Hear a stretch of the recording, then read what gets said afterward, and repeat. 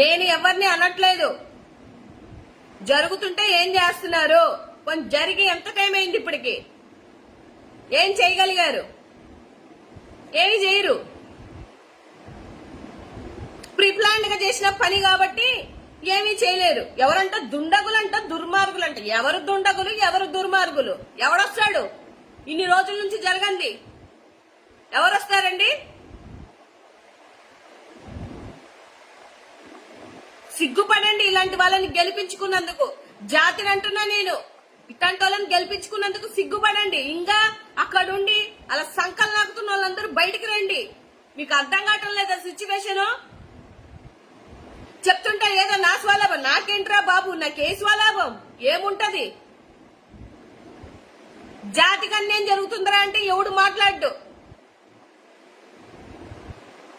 వాళ్ళ ప్లానే ఇది. వాళ్ళకి ఏమాత్రం విలువలు లేవు. విలువలుంటే ఇలాగెందుకు బిహేవ్ చేస్తారు? మొన్న ఎక్కడో చూశాను, అంబేద్కర్ గారికి చెప్పులు దండేశారు. తస్మాత్ జాగ్రత్త చెప్తున్నా. దళితులు అనుకుంటే ఏ పార్టీ అయినా నామరూపాలు లేకుండా పోయింది. గుర్తుపెట్టుకోండి.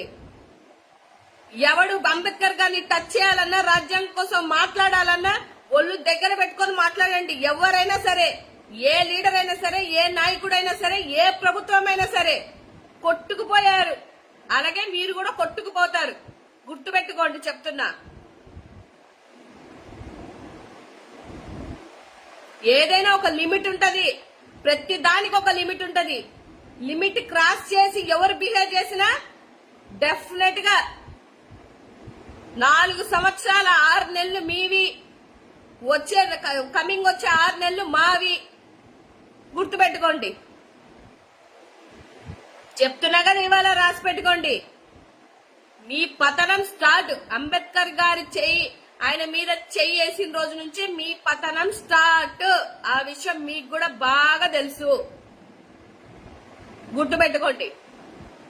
దళితులు డోర్ డెలివరీ చేసినప్పుడు కూడా ఉన్నాము, మాట్లాడాము, పోట్లాడాము.